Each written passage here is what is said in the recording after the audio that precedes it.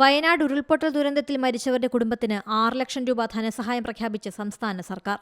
SDRF-ൽ നിന്ന് 4 ലക്ഷം രൂപ അനുവദിക്കുന്നതിന് പുറമെ മുഖ്യമന്ത്രിയുടെ ദുരിതാശ്വാസ നിധിയിൽ നിന്ന് 2 ലക്ഷം രൂപ കൂടി ചേർത്താണ് 6 ലക്ഷം രൂപ ലഭിക്കുക.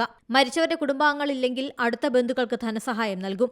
ഇതിനായി പിന്തുടർച്ച സാവകാശ സർട്ടിഫിക്കറ്റ് ഹാജരാക്കണം. കാണാതായ വ്യക്തികളുടെ ആശ്രിതർക്കും ധനസഹായമുണ്ടാകും. 70% അംഗവൈകല്യം ബാധിച്ചവർക്ക് 75,000 രൂപയും 40% മുതൽ 60% വരെ വൈകല്യം ബാധിച്ചവർക്ക് 50,000 രൂപ ധനസഹായം നൽകുമെന്നും മുഖ്യമന്ത്രി അറിയിച്ചു. വാടക വീടുകളിലേക്ക് മാറി താമസിക്കേണ്ടി വരുന്ന ഒരു കുടുംബത്തിന് പ്രതിമാസം 6,000 രൂപ വരെ നൽകും. ബന്ധുവീടുകളിലേക്ക് മാറുന്ന കുടുംബാംഗങ്ങൾക്കും ഇത് ലഭിക്കുമെന്നും മുഖ്യമന്ത്രി വാർത്താസമ്മേളനത്തിൽ അറിയിച്ചു. സൗജന്യ താമസമൊരുക്കുകയാണ് സർക്കാർ ലക്ഷ്യം. സർക്കാർ ഉടമസ്ഥതയിലും പൊതു ഉടമസ്ഥതയിലും സ്വകാര്യ വ്യക്തികൾ സൗജന്യമായി നൽകുന്ന വീടുകൾക്കും ഇത്തരത്തിൽ വാടക നൽകേണ്ടതില്ലെന്ന് മുഖ്യമന്ത്രി പറഞ്ഞു. ദുരന്തത്തിൽ ഇതുവരെ 231 മൃതദേഹങ്ങളും 206 ശരീരഭാഗങ്ങളും കണ്ടെത്തി.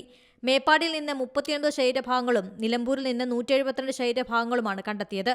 ഇതുവരെ ലഭിച്ച എല്ലാ മൃതദേഹങ്ങളുടെയും ശരീരഭാഗങ്ങളുടെയും പോസ്റ്റ്മോർട്ടം നടത്തിയിട്ടുണ്ട്. തിരിച്ചറിഞ്ഞ 178 മൃതദേഹങ്ങളും 2 ശരീരഭാഗങ്ങളും ബന്ധുക്കൾക്ക് കൈമാറിയെന്ന് മുഖ്യമന്ത്രി അറിയിച്ചു. നിലമ്പൂർ കുമ്പളപ്പാറ ഭാഗത്തു നിന്നും ഇന്നലെ 5 ശരീരഭാഗങ്ങൾ കൂടി കണ്ടെത്തിയെങ്കിലും ഇത് മനുഷ്യരുടേതാണോ എന്ന് സ്ഥിരീകരിച്ചിട്ടില്ല. ഇത് ഫോറൻസിക് പരിശോധനയ്ക്ക് വിധേയമാക്കും. മൃതദേഹങ്ങളും ശരീരഭാഗങ്ങളും ഉൾപ്പെടെ 415 സാമ്പിളുകൾ ശേഖരിച്ചതിൽ 401 DNA പരിശോധന പൂർത്തിയായി. ഇതിൽ 349 ശരീരഭാഗങ്ങൾ 248 ആളുകളുടേതാണ്.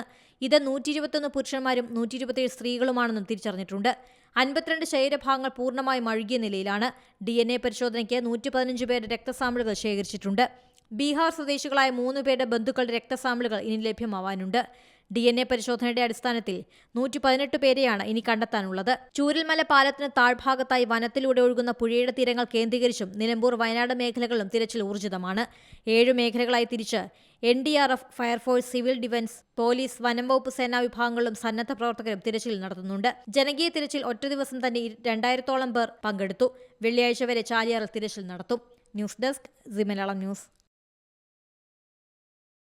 ഏറ്റവും പുതിയ വാർത്തകളും വിശേഷങ്ങളും വിരൽത്തുമ്പിലറിയാൻ സി മലയാളം ന്യൂസ് എല്ലാ ഡിജിറ്റൽ പ്ലാറ്റ്ഫോമുകളിലും ലഭ്യം.